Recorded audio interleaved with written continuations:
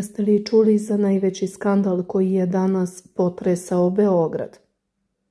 Vest koja je privukla ogromnu pažnju javnosti nije samo oproštaj od jedne od najvećih umetnica ovih prostora, već i niz događaja koji su usledili na novom groblju u Beogradu. Dok su porodica, prijatelji i poštovaoci odavali posljednju počast Oliveri Katarini, pojedini trenuci sa groblja izazvali su brojne reakcije i otvorili mnoga pitanja o okolnostima koje su pratile ovaj emotivni dan. Šta se zapravo dogodilo na novom groblju i kakva je to drama potresla aleju zaslužnih građana? Da li je posjeta grobu preminulog supruga morala da se pretvori u emotivni karambol koji je šokirao prisutne?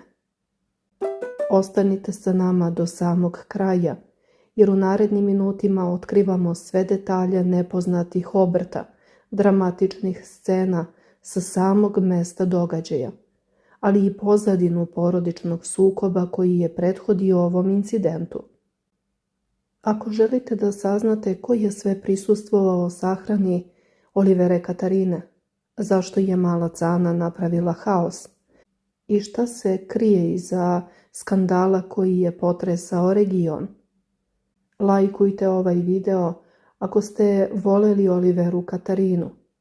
Podelite video sa prijateljima ako podržavate malu Canu i napišite u komentarima da li je sve ovo bila slučajnost ili je neko hteo da joj nanese bol.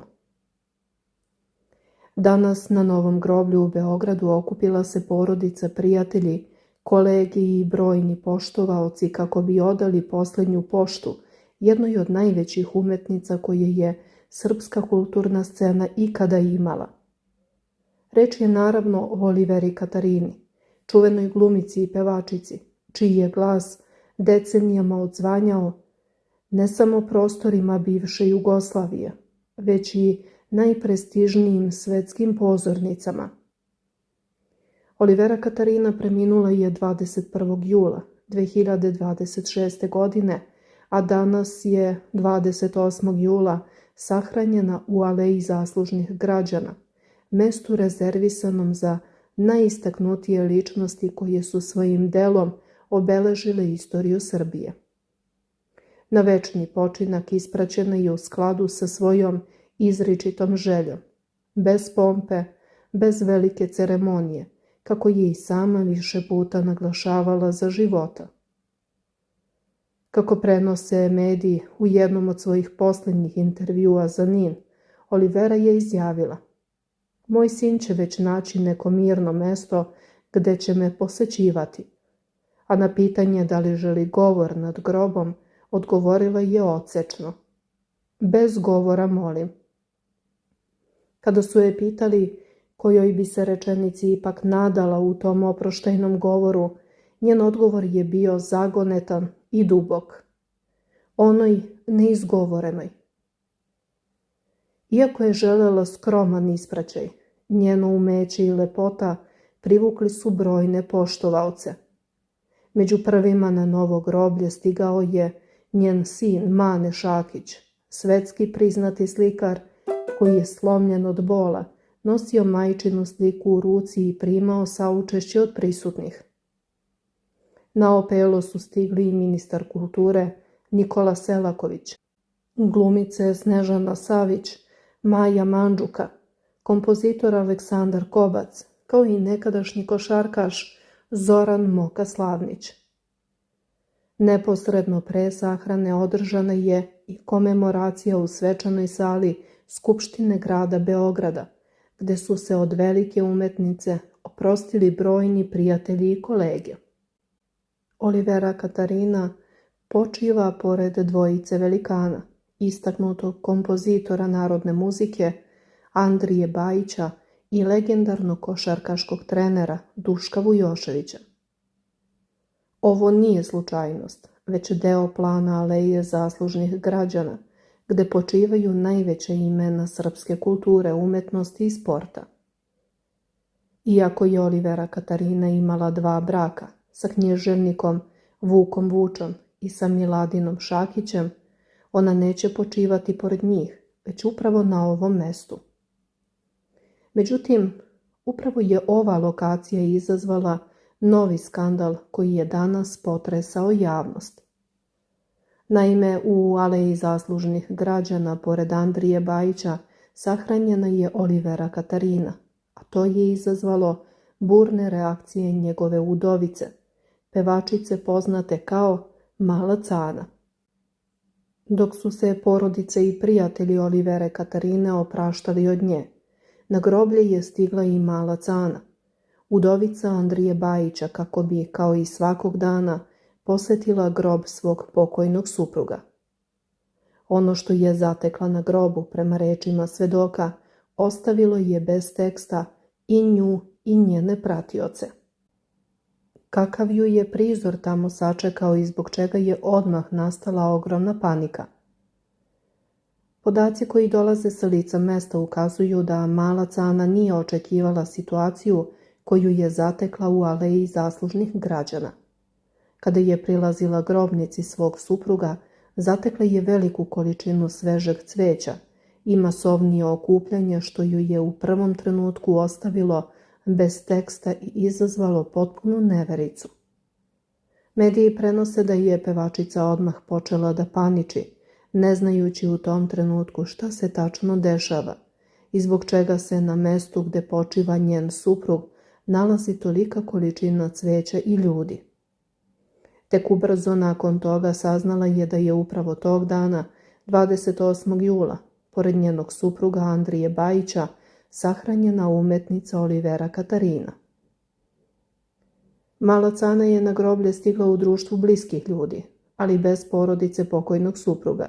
Vidno potresena i u šoku, prvo je zapalila sveću. Dok je držala sveću u rukama, sve vreme je plakala i naricala na sav glas, dok su ljudi iz njenog okruženja pokušavali da je smire i objašnjavali joj proceduralne i prostorne razloge zbog kojih je Olivera Katarina sahranjena na tom istom mestu. Mediji prenose da je prizor bio izuzetno dramatičan i da su prisutni uložili veliki trud kako bi smirili uznemirenu pevačicu. Upravo zbog tog prethodnog ogromnog stresa, narušenog zdravlja i nerešenih odnosa sa ćerkama pokojnog Bajića, ovaj susret sa velikim brojem svežih venaca i novom sahranom u istom grobu gde počiva njen suprug izazvao je reakciju koja je zabeležena kao karambol i skandal na groblju.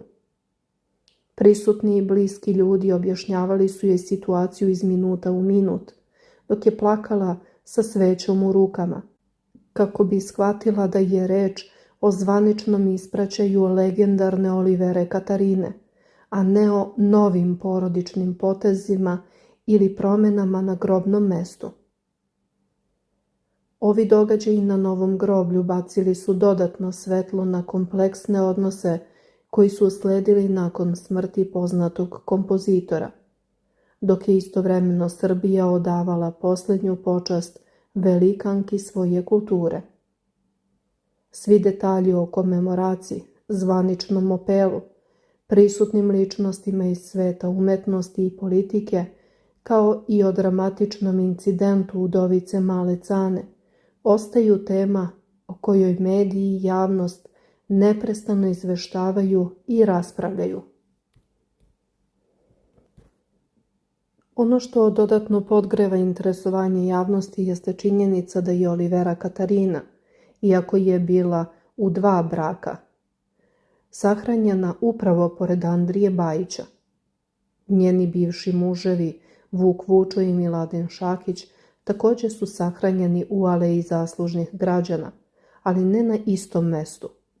Prema rečima njenog sina Maneta Šakića, Olivera je želela mirno mesto koje će moći da posećuje, a izgleda da je upravo ovo mesto izabrano kao najadekvatnije. Međutim, činjenica da je reč o istom grobnom mestu gde počiva Andrija Bajić izazvala je dodatnu tenziju. Mala Cana je prema rečima očevidaca nakon što je shvatila o čemu se radi, počela da nariče na sav glas, a ljudi koji su bili sa njom pokušavali su da je smire i objasne joj da je u pitanju uobičajena procedura. Vest o današnjem događaju brzo se proširila medijima, izazivajući brojne reakcije na društvenim mrežama. Dok jedni saosećaju sa malom Canom i smatraju da je njeno uzbuđenje razumljivo, drugi smatraju da je reč o nepotrebnom skandalu i da je trebalo da se pomiri sa činjenicom da njen suprug počiva u aleji zaslužnih građana, gde su sahrane drugih velikana uobičajene. Pitanje koje se sada postavlja jeste da li je mala Cana imala pravo da bude iznenađena i potresena. Sa jedne strane njeno negodovanje je razumljivo, jer je reč o grobu njenog supruga. Sa druge strane, aleja zaslužnih građana je mesto gde se sahranjuju najveća imena, pa je logično da će se vremenom dodavati nova. Ipak ono što posebno intrigira jeste tajming, sahrana Olivere Katarine, koja je usledila samo 2 dana nakon što su ćerke Andrije Bajića izbacile stvari male Cane na ulicu. Da li je reč o običnoj koincidenciji ili o poruci upućenoj udovici? To je pitanje koje će tek biti predmet rasprava u narednim danima. Kako bi se u potpunosti razumeo uzrok ovakve burne reakcije male Cane i emotivnog sloma na groblju, mediji podsjećaju na dramatične događaje koji su se odigrali svega 2 dana ranije, u nedelju 26. jula. Naime, između male Cane i porodičnih naslednika pokojnog Andrije Bajića izbio je ozbiljan sukob. Kako izveštavaju mediji, ćerke pokojnog kompozitora su toga dana iz porodične kuće u Beogradu izbacile sve stvari pevačice male Cane i ostavile ih na samoj ulici ispred kapije. Zatečena i u potpunom šoku mala Cana je tada odmah pozvala policiju koja je intervenisala u najkraćem mogućem roku. Policijski službenici su po dolasku obavili razgovor sa potresenom pevačicom, a potom su ušli u dom kako bi saslušali i drugu stranu priče, odnosno ćerke Andrije Bajića. Pevačica se ubrzo nakon toga oglasila za medije, ističući u kakvom se teškom psihičkom i fizičkom stanju nalazi.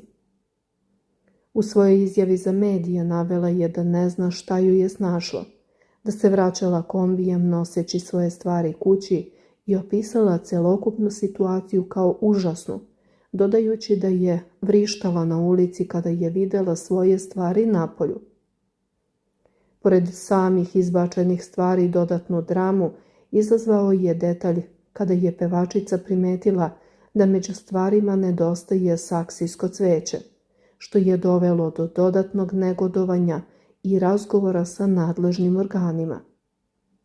U izjavama koje prenose mediji, mala Cana je naglasila da izuzetno teško podnosi gubitak supruga, da joj je zdravstveno stanje ozbiljno narušeno, zbog čega je morala da prima i infuzije kako bi se oporavila od pretrpljenog stresa. Istakla je da je svakodnevno odlazila na suprugov grob i provodila sate na groblju pokušavajući da pronađe mir. Upravo zbog tog prethodnog ogromnog stresa, narušenog zdravlja i nerešenih odnosa sa ćerkama pokojnog Bajića, današnji susret sa velikim brojem svežih venaca i novom sahranom na mestu gde počiva njen suprug izazvao je reakciju koja je zabeležena kao karambol i skandal na groblju.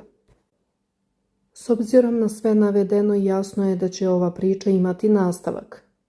Mala Cana je već najavila da neće dozvoliti da je neko gazi, a odnosi sa pastorkama su očigledno zategnuti do krajnjih granica. Sa druge strane, Olivera Katarina je sada zauvek deo istorije i njeno ime će se pominjati zajedno sa imenom Andrije Bajića, što će, čini se, još dugo odjekivati u životu male Cane. Ostaje da vidimo da li će se mala Cana i porodica Andrije Bajića ikada pomiriti ili će ova priča ostati trajni razlog za sukobe. Ono što je sigurno jeste da je današnji događaj na novom groblju pokazao koliko su porodični odnosi, posebno u svetu estrade, složeni i koliko su često isprepletani sa javnim životom i posljednjim počivalištima velikana. Današnji ispraćaj Olivere Katarine, jedne od najvećih domaćih umetnica, trebalo je da bude tih i dostojanstven, u skladu sa njenom željom.